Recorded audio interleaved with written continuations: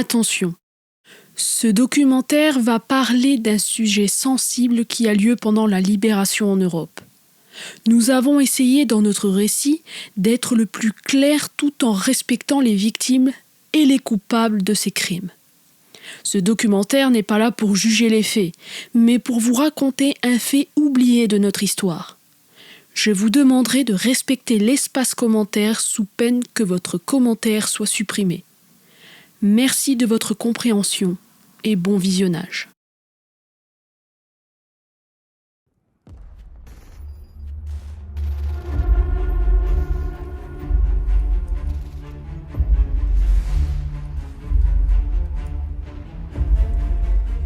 Quand nous regardons des images prises lors de la libération de la Seconde Guerre mondiale, nous ne rencontrons que des sourires, des larmes de joie et un peuple en liesse qui acclame les libérateurs. Après plus de 4 années d'occupation, les populations opprimées sous le joug nazi retrouvent enfin leur liberté. Elles accueillent tous les libérateurs comme des héros qui les délivrent de la tyrannie et de la barbarie nazie qui sévit partout en Europe. Pourtant, au cœur de cette libération tant espérée, se cache une sombre réalité que les images et photos d'archives ne dévoilent presque jamais. Les agressions envers les femmes et les meurtres qui en découlent. Cette effroyable réalité est restée cachée depuis plus de 80 ans, probablement pour ne pas ternir l'image des libérateurs. Ces faits se sont déroulés à de très nombreuses reprises, aussi bien en Angleterre qu'en France et en Allemagne. Le but de ce nouveau documentaire n'est pas de salir l'image des soldats qui ont payé un lourd tribut pour nous libérer en sacrifiant leur vie et leur jeunesse. Cette vidéo souhaite mettre en lumière ces crimes dont certains auteurs n'ont jamais été condamnés. Plongeons ensemble maintenant au cœur de la face cachée de la libération de l'Europe.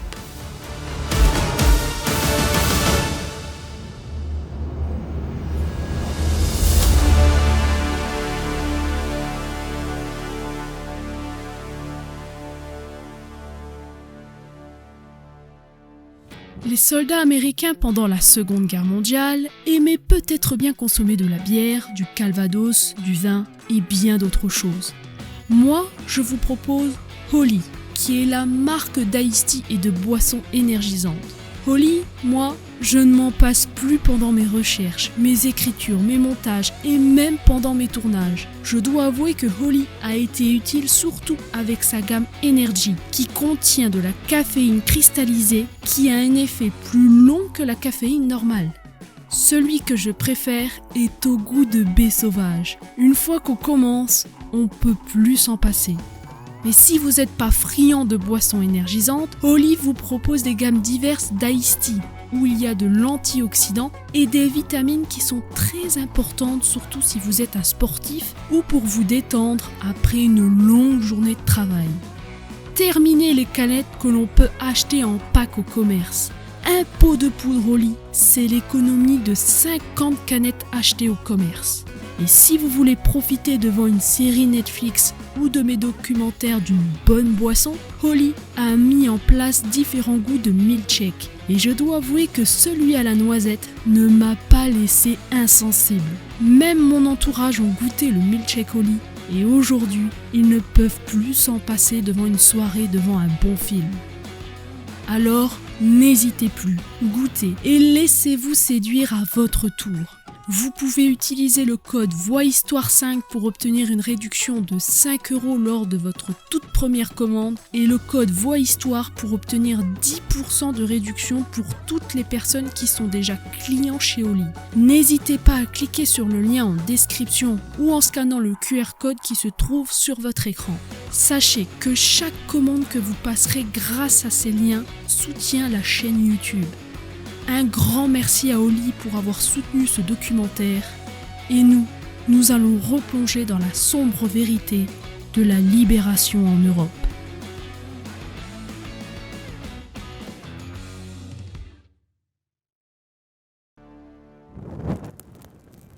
Le 7 décembre 1941, l'attaque de Pearl Harbor par les Japonais précipite véritablement les États-Unis dans la Seconde Guerre mondiale.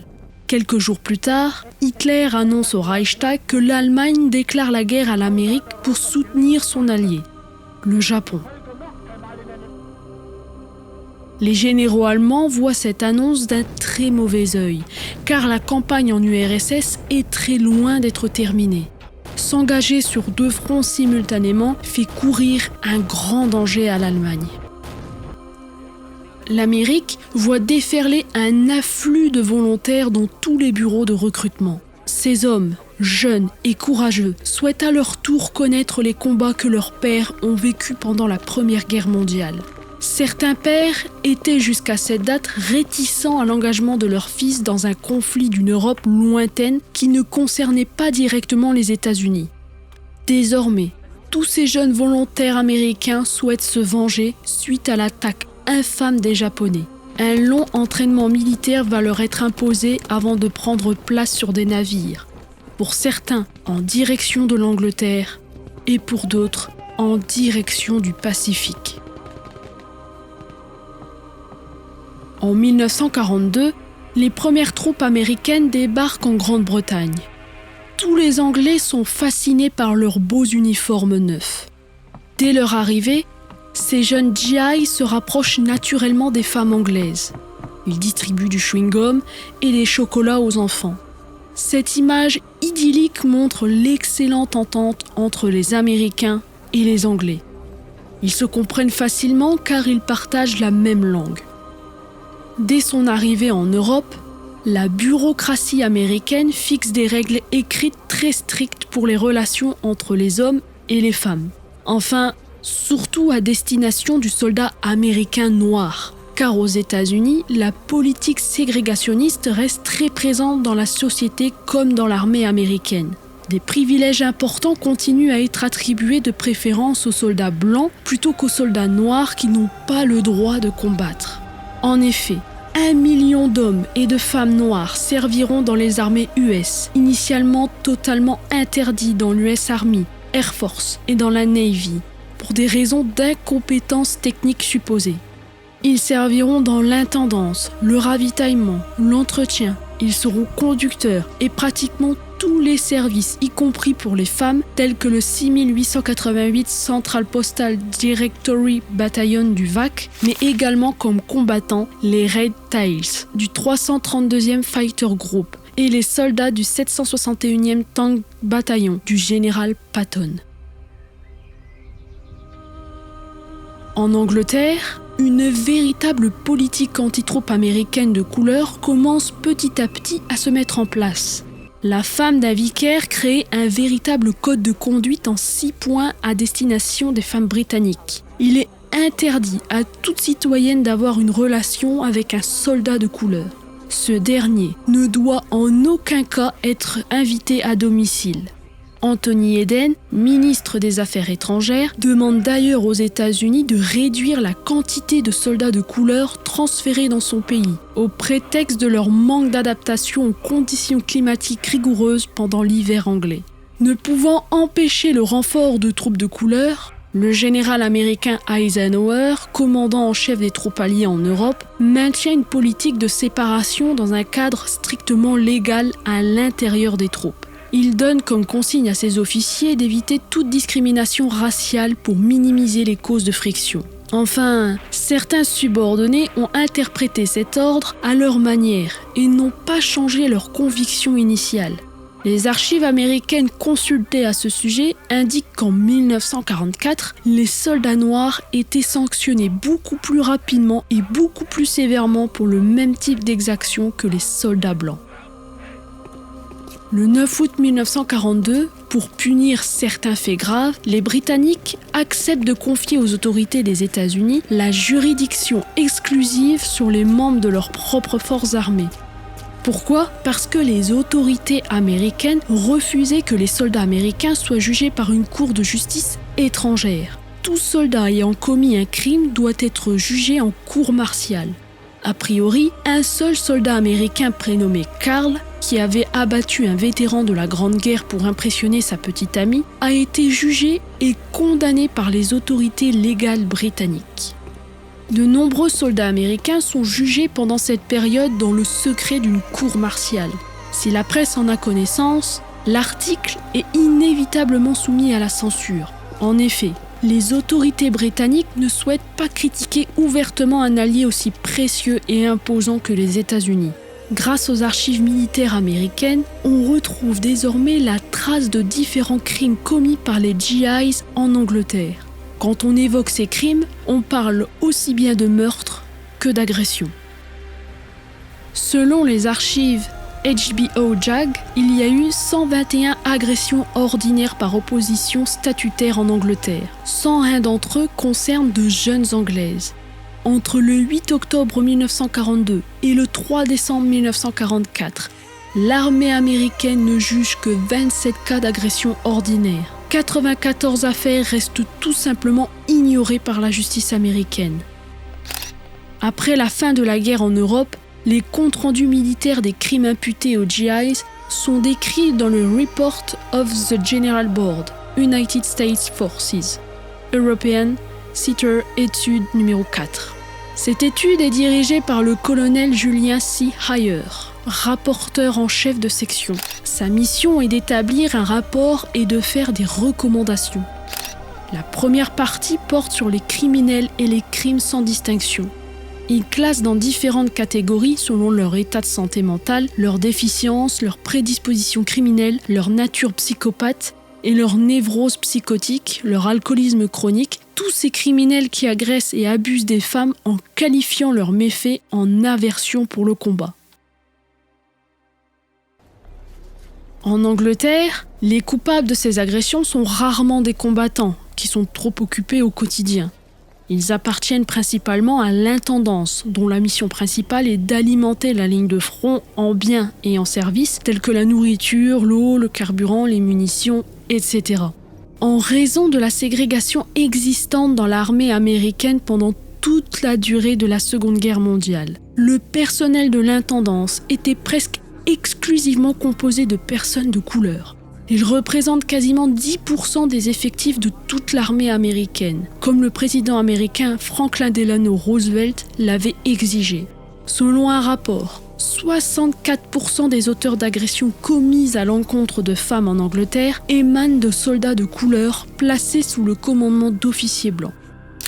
Le soldat Isia, appartenant à la 434e compagnie du génie, danse avec une jeune Anglaise de 23 ans lors d'un bal.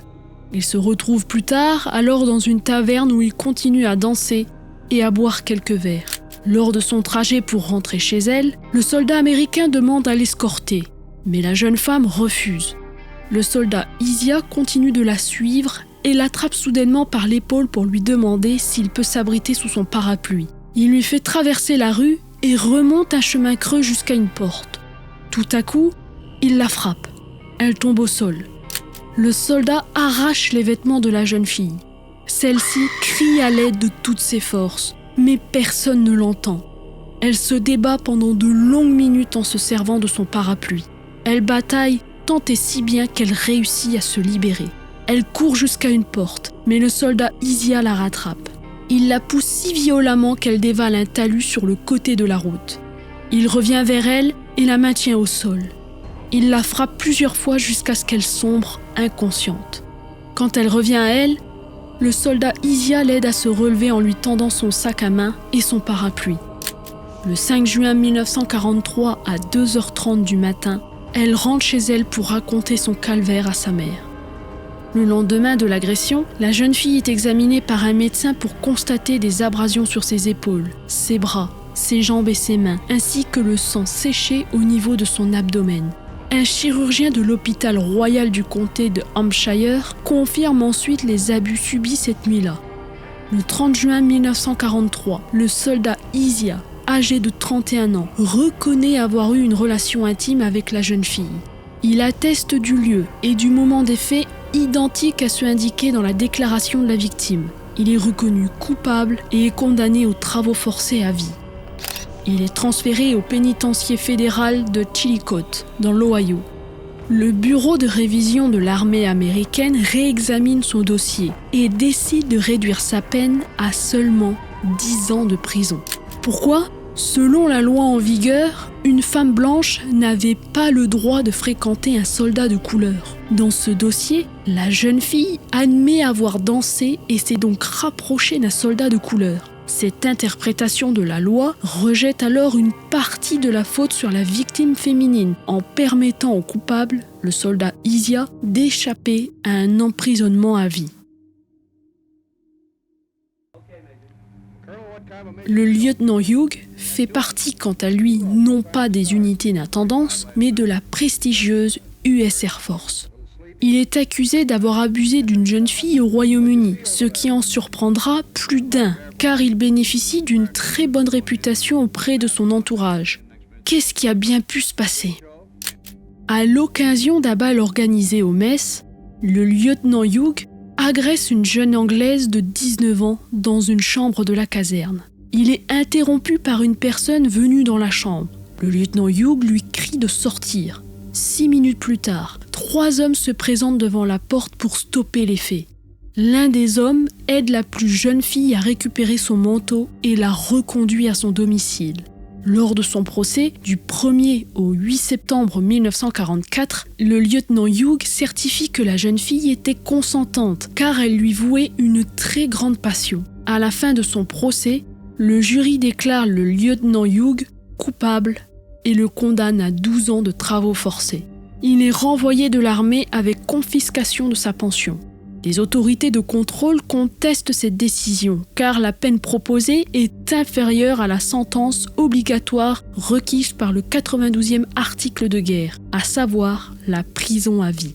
La Cour en prit note et avec 3/4 des votes condamne finalement le lieutenant Hugh aux travaux forcés à vie. Cette sentence est approuvée, mais elle sera ramenée plus tard à 25 ans. Pourquoi une telle différence entre ces deux condamnations ? La jeune fille agressée par le soldat Isia est reconnue coupable d'association, tandis que la jeune fille agressée par le lieutenant Hugh n'a pas compromis sa réputation en fréquentant des soldats de couleur. Elle est injustement maltraitée par un officier blanc de l'US Air Force. Il ne s'agit malheureusement pas du premier officier à être renvoyé de l'armée américaine pour ses motifs pendant la Seconde Guerre mondiale. L'un des premiers officiers à être renvoyé pour agression est le capitaine John. Le général de brigade L.H. Hedrick juge son comportement inacceptable. Il demande que le capitaine John quitte les îles britanniques. Sa sentence est confirmée. Il est renvoyé en octobre 1942. Selon le général Hedrick, cette sentence doit alerter les autres officiers. En cas de comportement indigne, ils subiront le même sort. Quand on étudie les archives américaines, on trouve de multiples catégories d'agressions. Les agressions par le biais de rendez-vous, c'est-à-dire par une personne de connaissance. 26% des femmes abusées en Angleterre subissent des agressions avec parfois très peu de contact avec leur agresseur. Les agressions par des étrangers. 56% des femmes abusées en Angleterre ont été agressées par des étrangers sans aucune rencontre avant les faits. Par exemple, une dame âgée de 75 ans est abusée dans la nuit du 6 août 1944 dans sa propre maison du Staffordshire. Le soldat Aniceto, un hispanique de 22 ans originaire du Nouveau-Mexique, entre chez elle en pleine nuit, alors qu'elle dort paisiblement dans sa chambre. L'absence au régiment du soldat Aniceto est signalée lors d'une inspection. Pour sa défense, pendant son audition, il indique qu'il pense se trouver dans une maison de mauvaise réputation. Le 21 février 1945, le soldat Aniceto est reconnu coupable. Il est condamné à la peine de mort. Sa sentence est exécutée le 15 juin 1945 à 22h29 à la prison de Shepton Mallet. Les agressions qui ont lieu sous l'emprise de l'alcool ou à la suite des soirées bien arrosées dans un pub représentent 56%.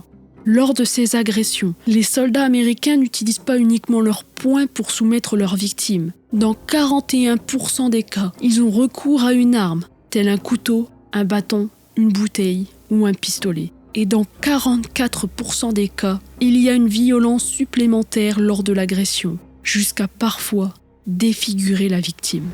Les agressions collectives, c'est quand la victime est attaquée par 2 ou 3 copains d'une même unité. Par exemple, le 3 décembre 1944, une jeune fille mariée, enceinte de 9 mois, est abusée par 2 soldats du 1698e bataillon de combat de génie. Après examen de la victime par un médecin, James O'Connor de la 32e section d'investigation criminelle de la police militaire, qui donne lecture de leurs droits aux 2 soldats concernés le 4 décembre 1944. Les soldats jugés coupables sont condamnés à mort. La sentence est exécutée à la prison de Shepton Mallet le 17 mars 1945. Il arrive que les agressions finissent par un meurtre. Par exemple, au Royaume-Uni, 4 meurtres sont recensés entre le 28 septembre 1943 et le 12 avril 1945. La première agression se déroule le 22 août 1944 dans le Kent, sur une jeune fille de 16 ans tuée par 2 soldats américains. Un mois plus tard, un enfant de 7 ans, abusé, est assassiné en Irlande du Nord par un soldat de 22 ans. Arrêté, il est jugé coupable et il est condamné à mort. Et les agressions entre militaires concernant les infirmières ou les ambulancières des armées américaines et anglaises. Pendant la période de 1943 à 1944, la gente féminine anglaise n'est pas seule à subir des agressions de ce genre. Des femmes sont aussi concernées en Sicile et en Italie, agressées par des soldats américains, des soldats du corps expéditionnaire français, des soldats polonais ou par des Anglais. Le général Patton, qui ne supporte pas l'affaiblissement de son corps de bataille qui manque de prudence dans ce domaine, va jusqu'à demander aux médecins militaires d'examiner les soldats américains qui fréquentent les bordels en Italie pour vérifier s'ils n'ont pas contracté des MST. Dans la nuit du 5 juin 1944, la plus grande opération de libération débute en Europe. La plupart des troupes américaines vont investir la France. Leur destination, la Normandie. La population française, après 4 ans d'occupation, est impatiente d'accueillir les libérateurs dans l'espoir d'un avenir meilleur. Mais certaines femmes vont malheureusement connaître l'autre visage de la libération.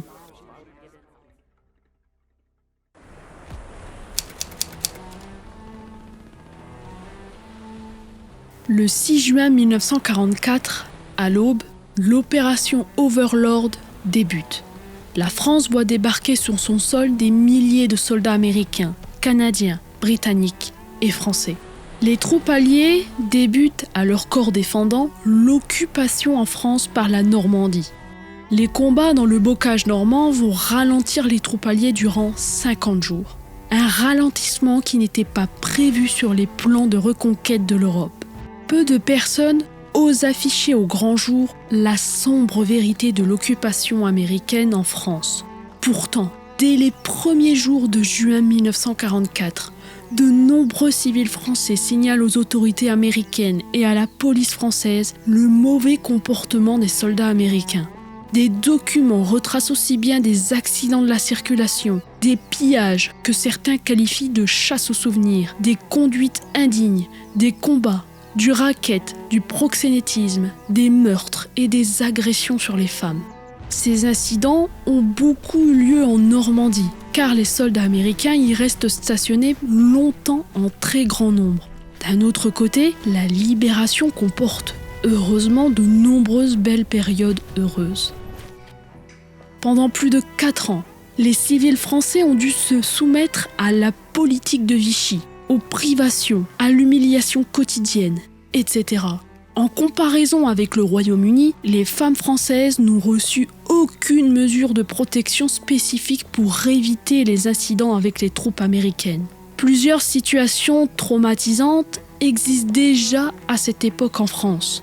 Les prisonniers de guerre, qui sont encore au moins 800 000 détenus en Allemagne, délocalisation des travailleurs, envoyés en Allemagne dans le cadre du STO, l'exode de masse en raison des conflits armés, le déclin de la vie économique, la privation des vivres et le recours nécessaire au marché noir pour survivre, les crimes de l'occupant envers les réseaux de la résistance avec les risques d'être pris, Les conditions de vie sont complètement différentes en France avec l'occupation allemande, la milice et les supplétifs de la Gestapo. Selon les archives américaines, les chiffres démontrent l'augmentation des agressions envers les femmes en France. Sur les 34 volumes du BOR-JAG, entre le 14 juin 1944 et le 19 juin 1945, l'armée américaine condamne seulement 68 soldats pour agression ordinaire en France. Ces condamnations impliquent 75 victimes, dont 3 réfugiés. Ce bilan semble largement incomplet. 75 victimes ne représentent que 5% des agressions déclarées, alors le total des femmes agressées en France avoisine plutôt 1500 victimes. Dans le HBO-JAG, le nombre de victimes ne correspond pas du tout avec celui du BOR-JAG.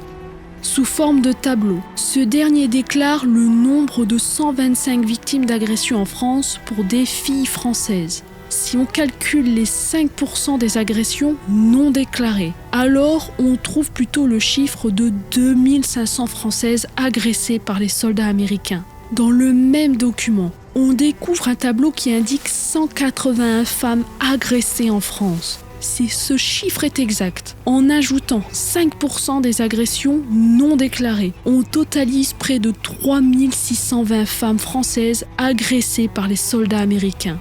Seuls 116 soldats accusés d'agression sont condamnés. Les autres prévenus passent à nouveau au travers des mailles de la justice au détriment des victimes.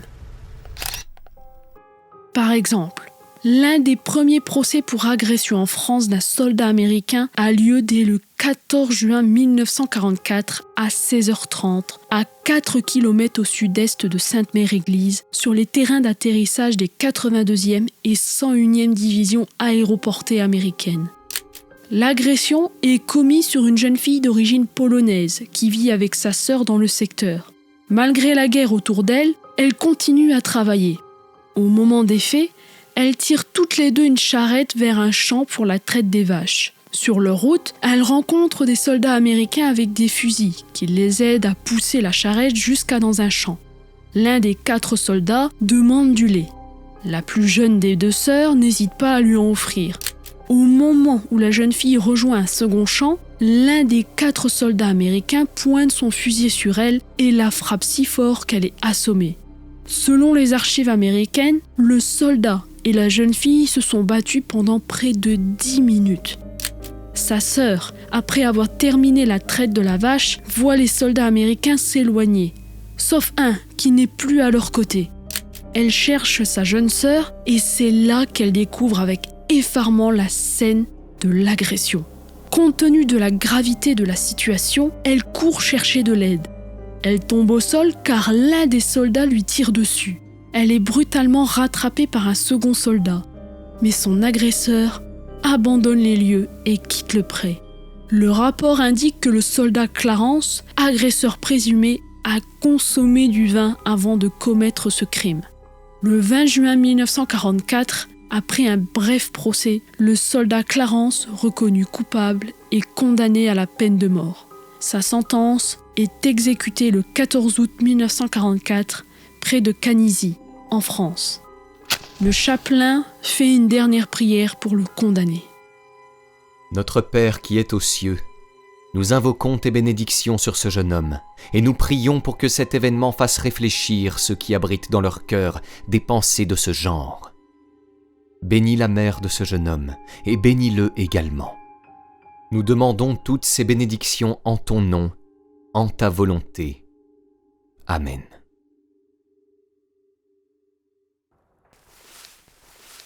« 6% des agresseurs ne font pas partie d'une unité d'intendance, comme par exemple les soldats Melvin et John, du 537e bataillon d'artillerie anti-aérienne.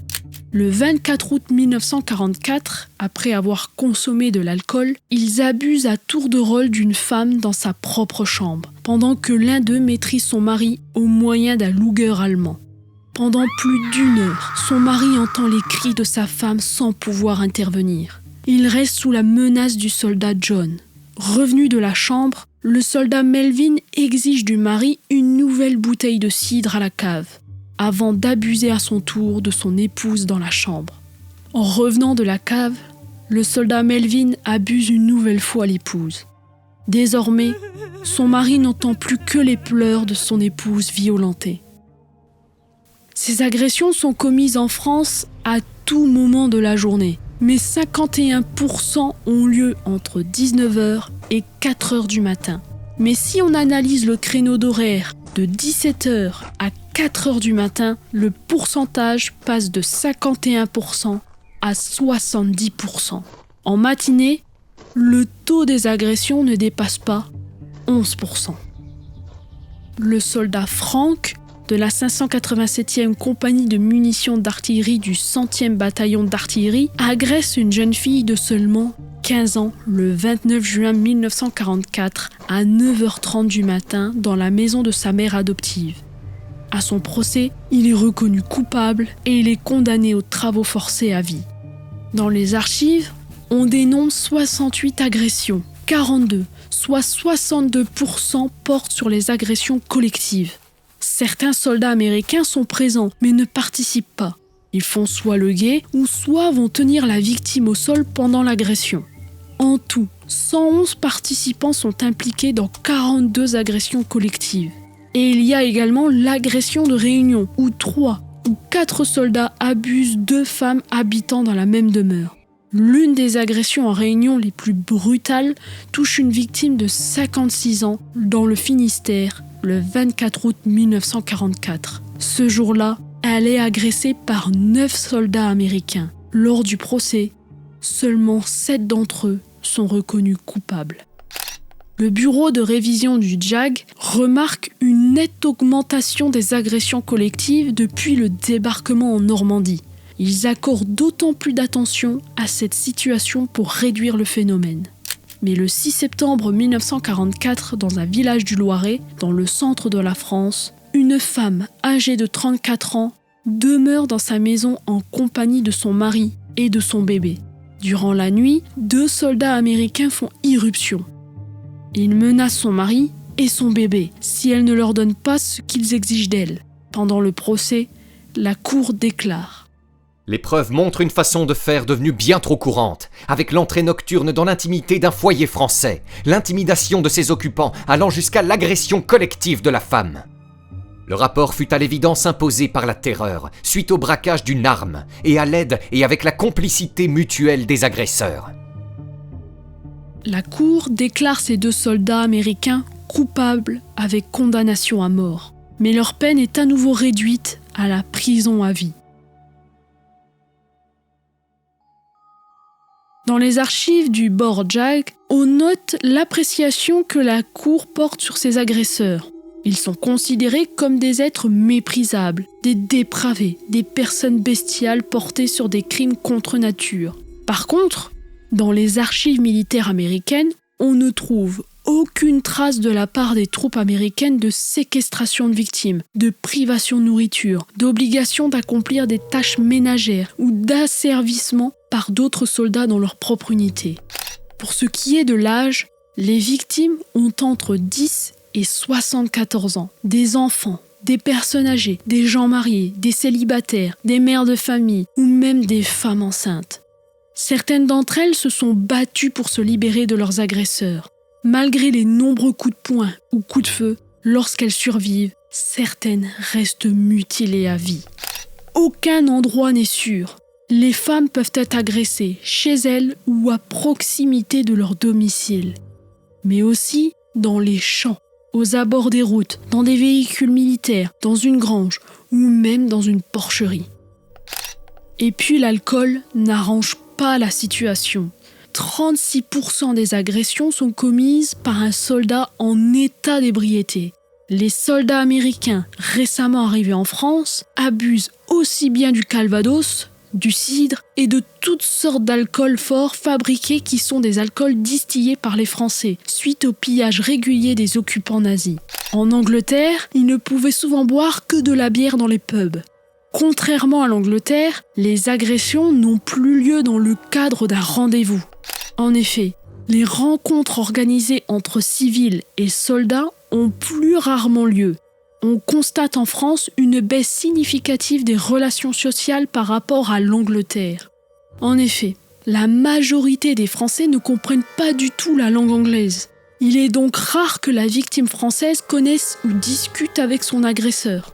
Selon les archives, 40% des victimes en France entrent dans la catégorie des agressions par les gens en partie étrangers, c'est-à-dire que l'agresseur n'a vu sa victime qu'une ou deux fois avant de commettre son crime. 56% des agressions en France sont commises par un étranger, ce qui prouve que la victime n'a jamais vu le soldat avant qu'elle ne soit abusée. Dans les archives américaines, on ne trouve pas de détails sur les relations qu'entretient un soldat américain et sa victime avant l'agression. C'est pour cela que le pourcentage est faible dans cette catégorie. Ce qui est sûr, c'est que 96% des agressions ont lieu en France par rapport à l'Angleterre, où on dénombre 30% d'agressions dans cette catégorie. Malgré ces nombreuses agressions, la guerre continue en Normandie. L'objectif prioritaire pour les Alliés est de récupérer le port de Cherbourg, devenu une véritable forteresse. Les combats à Cherbourg sont rudes, laissant beaucoup d'hommes sans vie. Le 1er juillet 1944, la poche de Cherbourg est prise. Cette victoire signifie la fin de la première phase des opérations continentales. Les civils saluent leurs libérateurs comme des héros. Mais dans l'euphorie de la victoire, 3 soldats américains de la 507e compagnie de munitions d'artillerie stationnés au dépôt de munitions 801 près de Cherbourg vont agresser plusieurs femmes françaises. Selon les archives, la première agression a lieu le 12 juillet 1944. Les 3 soldats utilisent un stratagème pour s'introduire dans le domicile des personnes en prétextant la recherche de potentiels soldats allemands cachés dans les maisons. Ce jour-là, les 3 soldats américains frappent à la porte d'une maison, mais les habitants n'ouvrent pas immédiatement la porte. Les 3 soldats défoncent la porte en se servant de leurs armes et pénètrent dans la maison. Ils vont alors abuser la mère de famille de 65 ans et d'une jeune fille de 15 ans. Après avoir terminé leur agression, ils retournent à leur poste. 8 jours plus tard, ces 3 mêmes soldats vont une seconde fois agresser une autre famille. À leur procès, les 3 soldats sont reconnus coupables. 2 d'entre eux sont condamnés à la prison à vie. Le 3e est condamné à la peine de mort.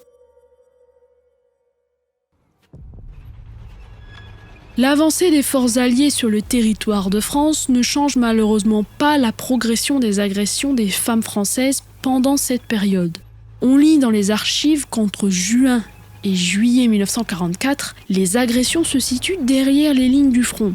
En analysant le graphique réalisé par le HBO JAG, on note une augmentation des accusés pour agression envers les femmes au cours du mois de juin 1944. Au mois d'août, les armées US, suite à l'opération Cobra, avancent rapidement et encerclent les Allemands en remontant vers le Mans avec le concours de la 2e DB du général Leclerc. Face à l'intensité des combats, les soldats US commettent moins d'exactions envers les civils. En effet, ce mois-là, sur les 100 soldats accusés, seuls 51 sont condamnés. On constate très vite les écarts entre le nombre d'accusations et le nombre de condamnations. Comme l'indique le HBO JAG, il y a immanquablement des accusations fausses ou difficiles à prouver en raison de la guerre qui sévit au quotidien. Certaines victimes ont eu parfois des relations amoureuses avec un soldat allemand pendant l'occupation. Quand ce même soldat doit poursuivre les combats ou fuir en quittant la région, certaines femmes n'hésitent pas à accuser les soldats alliés d'agression pour justifier le fruit d'un enfant illégitime. Une façon de se venger de cet amour perdu en raison de la libération par les Alliés. Il existe peut-être une autre explication de cet écart important entre le nombre d'accusations et le nombre de condamnations. Dans les rapports du HBO JAG, il n'y a aucune information sur le nombre de soldats reconnus non coupables. Par exemple, sur les 48 accusés de juin 1944, on totalise 5 reconnus non coupables. Les rapports du HBO JAG ne contiennent également aucune information sur les cas d'agression et de meurtre. Chacun de ces crimes sont traités séparément, mais le HBO JAG présente ces informations dans la catégorie peine capitale. Selon leurs informations, 18 soldats du front européen sont condamnés à mort pour des crimes incluant le meurtre et l'agression. Dans un paragraphe à part, le HBO JAG résume chaque cas pour agression envers une femme et meurtre ayant conduit à la peine de mort. Ce paragraphe comprend le nom des agresseurs, des victimes, la date du crime et celle du procès, ainsi que le lieu de l'exécution. Selon les archives, seuls 6 soldats sont exécutés pour agression et meurtre en France. L'avance des Alliés se poursuit difficilement en Normandie, car le bocage normand reste un véritable enfer pour les troupes alliées surnommées le Stalingrad normand. Derrière chaque haie, les Allemands organisent des embuscades empêchant l'avance alliée. Mais les troupes américaines voient le renfort arriver continuellement sur les plages de Normandie. Le 6 juillet 1944, le général Patton débarque en Normandie. Il s'installe à Néou dans le Cotentin pour préparer dans le plus grand secret la constitution et la prise en main de la future 3e armée. Très vite, ces hommes réussissent à percer jusqu'à Avranches et doivent libérer la Bretagne. Le général Patton envoie vers la Bretagne le général Troy H. Middleton pour s'emparer des ports stratégiques. Le 14 août 1944, le port de Saint-Malo tombe entre les mains des Américains. Et à la mi-septembre, le général Middleton réussit à s'emparer de Brest. Durant cette avance, près de Rennes en Bretagne, 2 soldats américains de la troupe C du 17e de cavalerie, un escadron de reconnaissance, sont en quête de ravitaillement. Ils ont combattu depuis 47 jours et ont quitté la zone de combat depuis 3 jours. Ils frappent tous les 2 aux portes des habitations pour rechercher des œufs et du cognac. Mais les civils sont pour la plupart effrayés par leurs pistolets tenus à la main. Une paysanne de 57 ans, craignant pour sa sécurité, décide de partir. Elle est rattrapée sur la route par l'un des soldats qui la jette violemment au sol avant de l'agresser.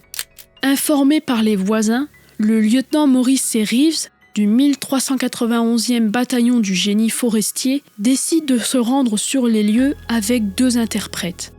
Les 2 soldats, après leur agression, tentent de s'échapper, mais ils sont arrêtés tous les 2. L'un des soldats reconnu coupable est condamné aux travaux forcés et le 2e est condamné à mort. Fin août 1944, Paris est libéré par la 2e division blindée commandée par le général Leclerc, avec le concours de la 4e division d'infanterie américaine et les FFI. Le général de Gaulle va profiter de cette victoire pour installer le gouvernement provisoire de la République française. Selon les archives du HBO JAG, le 25 août 1944, un soldat américain de la 3912e compagnie des transports abuse d'une jeune fille de 19 ans dans la banlieue ouest de Paris. Lors de l'enquête, le soldat affirme avoir cru être dans un bordel. L'un de ses compagnons d'armes déclare avoir eu une relation intime avec une fille vivant à l'étage en échange de chocolat, des cigarettes et des rations D. Au vu des explications fournies, le soldat déclaré coupable est condamné aux travaux forcés à vie. Pendant la libération de Paris, la joie reste immense pour les citoyens parisiens, mais également pour les soldats de la 2e DB. Les citoyens français n'imaginaient pas voir un jour des soldats français en uniforme libérant la capitale. Dans le livre Le Général Diot, le connétable de Leclerc 1940-1946, on relève une information significative. Selon cette source, un pic de naissance a lieu quelques mois après le passage de la 2e DB à Paris. Dans les archives, il n'y a aucune trace d'agression par les soldats de la 2e DB.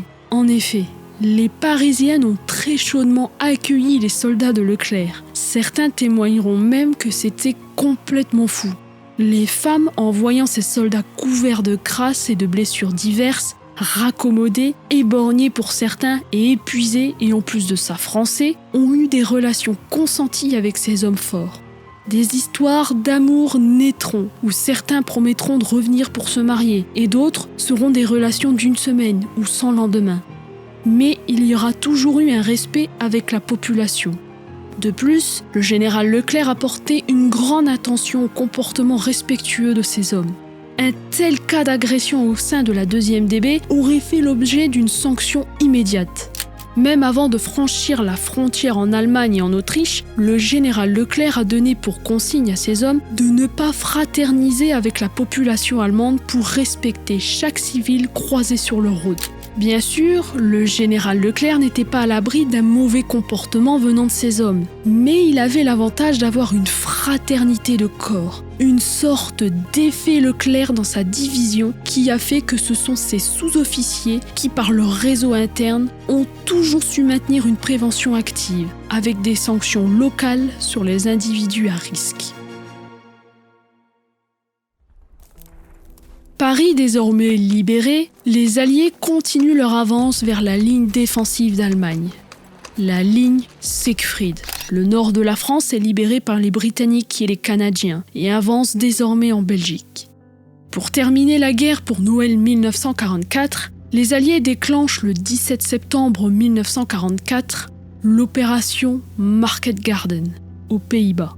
Les troupes parachutistes britanniques et américaines sont larguées dans ce secteur pendant qu'une colonne blindée britannique rejoint les forces parachutistes afin de tenir les différents ponts pour franchir le Rhin. L'opération est un véritable fiasco et les troupes alliées aux Pays-Bas sont obligées de battre en retraite. Après la bataille des Ardennes, la libération de Strasbourg et de Colmar sous des températures glaciales avoisinant souvent les moins 20 degrés, la France est pratiquement libérée. Enfin, presque. Il reste quelques poches de résistance allemande transformées sur ordre d'Hitler en forteresses, comme à Royan ou à Dunkerque. Les Alliés franchissent le Rhin en mars 1945. Pour les Alliés, la France est un pays désormais libéré. Mais au même moment, on recense plus de 11 000 agressions sur le territoire. Pourquoi autant de victimes françaises ? Les soldats américains ont, dès leur arrivée, une opinion bien affirmée sur le caractère et le comportement léger des femmes françaises. Pendant la Première Guerre mondiale, les troupes américaines sont stupéfaites de constater l'accueil réservé à tous les soldats sans distinction de race ni de couleur. Il n'y a pas de différence. Certains des pères ayant combattu en France pendant la Première Guerre mondiale ont rapporté ces histoires souvent enjolivées à leurs fils. D'après eux, toutes les femmes françaises savent satisfaire le besoin primaire du soldat. En somme, ils ont inculqué dès leur plus jeune âge cet état d'esprit à leurs fils. Tu tapes à la porte d'une Française et elle va satisfaire tous tes besoins. C'est un sacré enseignement, mais la réalité est bien différente. Les jeunes générations de soldats américains s'en sont rendus compte petit à petit à leur arrivée.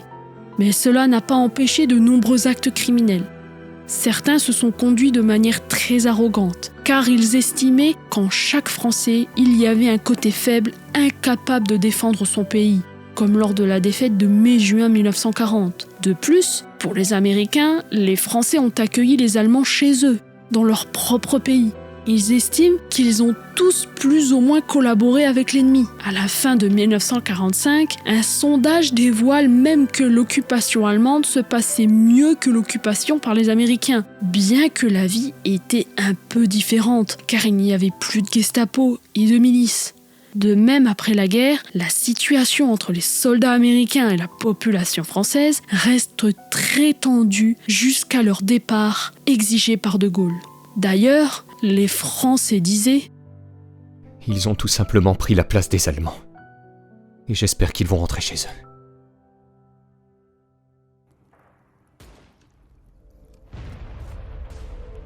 Désormais, les troupes américaines franchissent la frontière de l'Allemagne et là aussi la libération reste sombre pour certaines femmes allemandes. Dans une Allemagne détruite et ravagée de toutes parts par les feux de la guerre, les femmes allemandes restent pour la plupart seules et démunies. Tous les hommes sont mobilisés pour défendre le Reich contre l'envahisseur venant à la fois de l'Ouest et de l'Est. L'une des premières batailles sur le sol allemand à l'Ouest a lieu à Aix-la-Chapelle, du 2 octobre au 21 octobre 1944. La première agression américaine relevée dans les archives a lieu le 6 février 1945 par un soldat du 777e bataillon noir d'artillerie de campagne. Selon les archives, le soldat quitte son poste d'observation de Driesch vers 17h pour rejoindre une ville voisine. Pendant 3 heures, il agresse une femme et abuse d'une autre jeune fille. Lors de son procès, reconnu coupable, il est condamné aux travaux forcés à vie. Cette agression est la première d'une longue série d'exactions sur les femmes en Allemagne. Les archives montrent que toutes les armées alliées commettent des agressions en Allemagne de la part de soldats soviétiques surtout, mais aussi anglais, français ou américains. Pourtant, les consignes de forces armées en territoire ennemi restent de ne pas fraterniser avec la population allemande. Pour certains, la consigne n'est absolument pas respectée. Selon l'état d'esprit des Américains, les femmes allemandes restent considérées comme les femmes de l'ennemi, et ce n'est donc pas de la fraternisation. Elles sont, d'après eux, coupables d'association, mais surtout, elles restent beaucoup plus vulnérables que les femmes anglaises ou françaises. Depuis 1940, l'Angleterre bombarde les ports et les sites industriels en Allemagne pour affaiblir sa machine de guerre. Pendant 3 ans, elle assume seule la guerre aérienne contre le Troisième Reich. Pendant cette période, la RAF cause d'énormes dégâts à Lübeck, Essen ou Cologne. En janvier 1943, la 8e Air Force américaine, tout juste créée, bombarde pour la première fois le sol allemand. Signe d'un nouveau tournant dans la guerre. Fin mars 1945, les Américains lancent leur dernière grande offensive en Allemagne et à l'Est. Les troupes soviétiques agissent tel un rouleau compresseur, impossible à arrêter. Malgré la fin proche des derniers combats, les agressions envers les femmes allemandes ne s'arrêtent pas.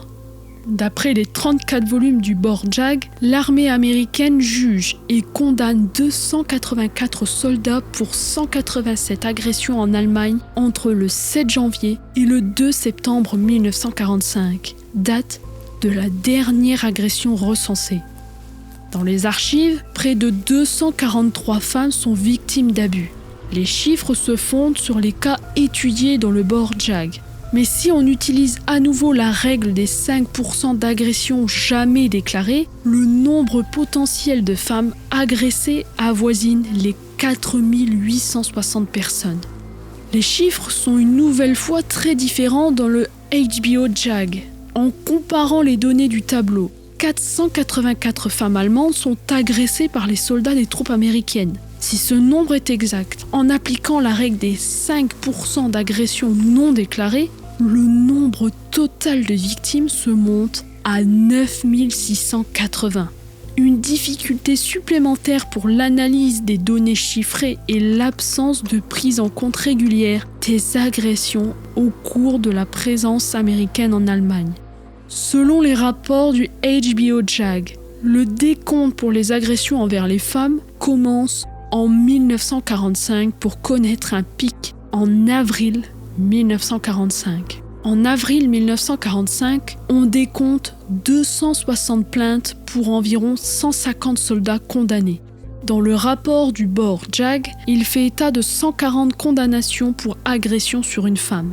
Mais cette fois, un constat différent est fait avec les faits relevés en Angleterre et en France. Les agresseurs ne proviennent plus uniquement d'unités d'intendance ou de transport, mais certains relèvent de bataillons anti-chars, d'unités d'infanterie, etc. Un soldat américain du 394e d'infanterie, en compagnie de 3 autres, est entré dans une maison en fouillant toutes les pièces de fond en comble. L'un des soldats éloigne la mère de son bébé qu'elle essaye de protéger. Il l'emmène dans une chambre et la pousse violemment sur le lit pour commettre son crime. Son compagnon d'armes est venu l'interrompre 2 fois pour tenter de l'arrêter. La police militaire arrive rapidement sur les lieux, car des femmes de voisinage signalent le comportement du soldat. Durant son procès, le soldat ne nie pas les faits et déclare qu'il cherchait du cognac.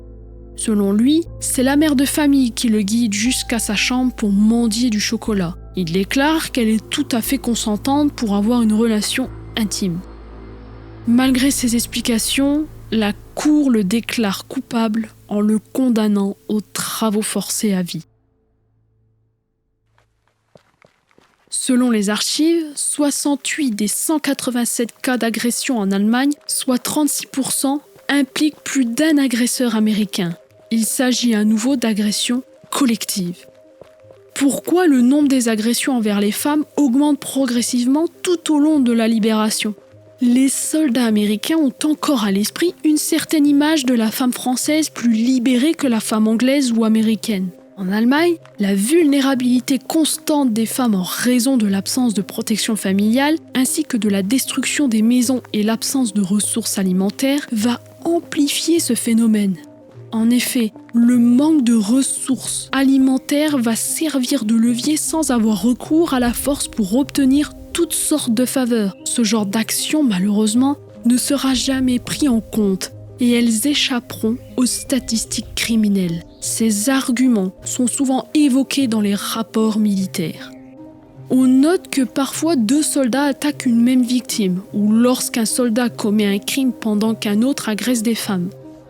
Une pendant la nuit et l'autre durant la matinée. Comme en France, les agressions en Allemagne ont eu à nouveau lieu à toute heure du jour, avec un pourcentage plus élevé entre 18h et 6h du matin, à savoir 55% des agressions. Bien que les agressions se produisent à l'aide d'une arme ou au moyen de coups, il est difficile d'analyser les différents schémas des agressions. Les archives sont beaucoup dispersées sur ce sujet, et aucune étude sur ce point n'a été menée jusqu'à présent. Par exemple, pour la catégorie d'agression sur rendez-vous, on ne trouve aucune information. Pour l'agression commise par une connaissance, on ne relève que 2 agressions commises en Allemagne. Pour l'agression par des étrangers, on constate que 17%, soit 32 victimes, car les victimes ont été vues avec leurs agresseurs avant le crime. Pour l'agression par un étranger, on compte 70%, soit 131 victimes qui n'ont jamais rencontré leur agresseur avant. Ce type d'agression, par contre, augmente de 14% par rapport à la France et de 23% par rapport à l'Angleterre. Et 12% portent sur les 22 victimes classées dans une catégorie inconnue. On relève plusieurs types d'agressions envers les femmes, des plus courantes jusqu'à celles contre nature. Mais les archives soulignent surtout la brutalité exercée en Allemagne contre les femmes. Elles étaient frappées à coups de crosse, de poing ou assommées. Elles subissent souvent ces abus devant leurs maris, leurs enfants, leurs mères, leurs grands-parents, des réfugiés ou des témoins divers. L'Allemagne a vu la naissance d'un autre type d'agression, celui des maraudeurs. Ce sont en fait des petits groupes de soldats qui indiquent aux autres où trouver des femmes déjà agressées peu de temps auparavant, comme par exemple les 4 femmes agressées par 3 soldats de la 642e compagnie de transport à Hesse. L'une des jeunes filles a été agressée par 6 soldats américains. Dans les comptes rendus des procès, certains des agresseurs font part des remords pour leurs actes, mais il reste impossible de mesurer la sincérité de leurs propos. Un soldat américain s'est suicidé après avoir abusé d'une femme allemande réfugiée avec 30 personnes dans une église. On découvre ensuite ce mot. Acquis de droit. Être désolé ne mène à rien, mais je le suis. Je me suis tiré de beaucoup de mauvais coups, mais cette fois je suis allé trop loin. J'ai abusé la femme. Je ne sais pas ce qui m'a fait perdre le contrôle. C'était en fait mon premier rapport.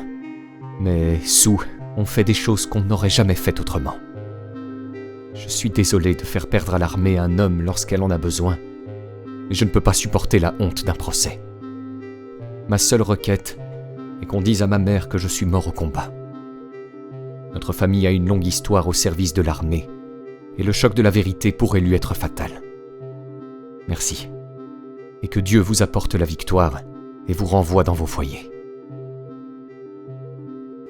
Pour ce qui est de l'âge des victimes, eh bien encore une fois, il reste difficile de faire une analyse par manque de données.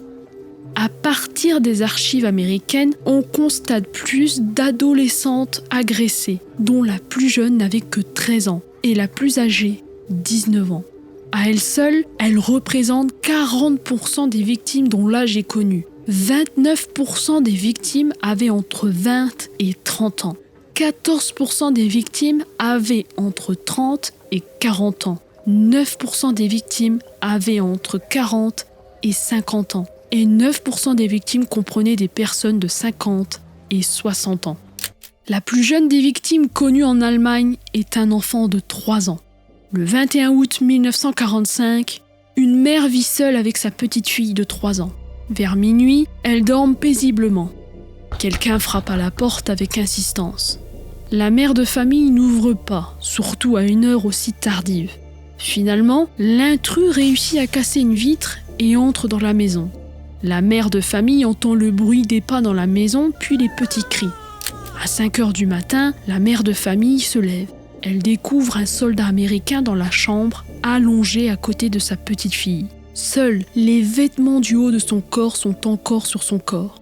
Elle remarque du sang et des bleus sur le dos de l'enfant qui dort. 2 médecins vont examiner la fillette de 3 ans. L'un est allemand et l'autre est américain. Les 2 diagnostics sont identiques. L'enfant de 3 ans a été abusé. Le soldat américain, pour sa défense, va prétexter son état alcoolique en disant qu'il pensait avoir une relation intime avec la mère de l'enfant. La Cour juge cet acte comme un crime, car l'ivrognerie n'est pas un argument recevable pour sa défense. Il est jugé coupable et condamné aux travaux forcés à vie.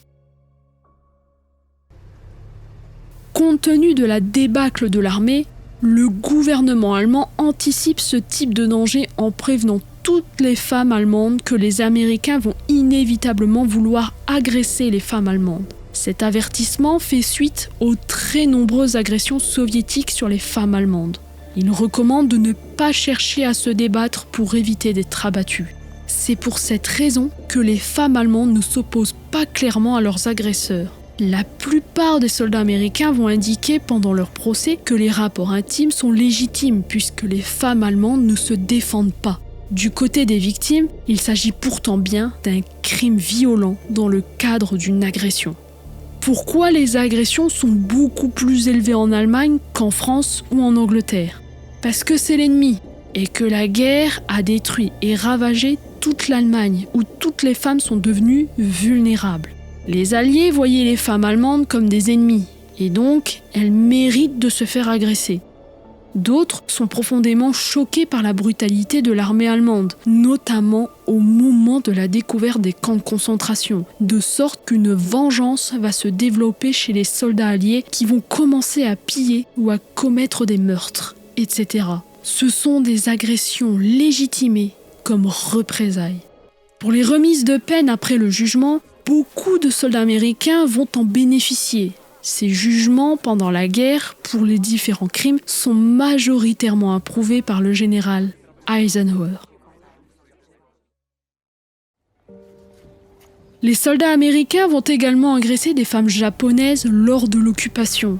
Selon Yuki Tanaka, des agressions à grande échelle se sont déroulées pendant une dizaine de jours entre le 30 août et le 10 septembre 1945. Et il déclare que plus de 1300 femmes japonaises sont agressées dans la préfecture de Kanagawa. Ce chiffre est un peu extrapolé, puisque beaucoup des agressions commises sur les femmes japonaises ne sont jamais dénoncées officiellement. Un étudiant japonais, John Dower, cite des sources japonaises en expliquant que 40 agressions ont lieu chaque jour, quand la Recreation and Amusement Association, qui est un service de prostitution, était ouverte. À sa fermeture, il suppose une augmentation significative des agressions envers les femmes. D'ailleurs, même la propagande japonaise décrit le soldat américain comme un personnage démoniaque. Selon d'autres sources, les affirmations d'Anaka et Dower restent douteuses, car les sources précises sur les agressions commises sur les femmes japonaises ne sont pas vérifiables. Nul doute qu'il y en ait eu, mais les Japonais de leur côté ne sont pas en reste. Puisque depuis 1931, pendant la guerre contre les Chinois, les bordels de campagne ont été créés. Parmi eux, des jeunes filles de 14 à 18 ans, raflées aux Philippines, à Taïwan et en Corée. Près de 400 000 d'entre elles sont assujetties à ce régime qui sont connues aujourd'hui sous le nom de femmes de réconfort. Histoire qui n'est pas reconnue de nos jours au Japon. L'article 8 du statut de la Cour pénale internationale et la Convention de Genève stipulent depuis 1949 que toute agression sur une femme commise lors de conflits armés internationaux ou non internationaux est considérée comme un crime de guerre, voire comme un crime contre l'humanité. Bien que ces lois protègent la femme lors d'un conflit, elle reste toujours la première victime à souffrir lors d'une guerre, comme les femmes vietnamiennes, agressées par les soldats américains pendant la guerre du Vietnam. Combien de femmes ont dû vivre avec ce moment les marquant à tout jamais? Combien ont donné ensuite naissance à des enfants issus du fruit de ces agressions? Bien sûr, tous les soldats alliés, américains ou autres, ne sont pas à mettre dans la catégorie d'agresseurs reconnus. Tous, à l'exception de quelques-uns, ont eu des comportements de véritables héros en faisant preuve d'une incroyable humanité envers les civils. Lors de la libération, les soldats alliés constatent aussi les actions de certains FFI ou résistants des autres pays pour commettre des actes de cruauté, comme la tonte de femmes en public en marquant leur front d'une croix gammée, parce qu'elles ont eu une supposée relation amoureuse avec un soldat allemand. Certains vont commettre des crimes ou des meurtres envers les collaborateurs, mais ces faits portent sur une autre sombre période de la libération. Malheureusement, combien de personnes, femmes ou enfants, souffrent d'avoir subi de tels crimes dans leur famille? L'euphorie de la libération a fait oublier leur histoire. Mais la libération marque aussi dans leur chair de nombreuses personnes qui ont préféré taire ces événements. Et pourtant, les faits odieux ont bien eu lieu. Oublier? Non. Ce serait comme oublier à quel point la guerre reste synonyme de douleur pour les civils, qui ne souhaitaient pourtant que retrouver la liberté et la paix. Oublier, c'est comme si on niait tout simplement la vérité sur la face cachée de l'histoire de la libération.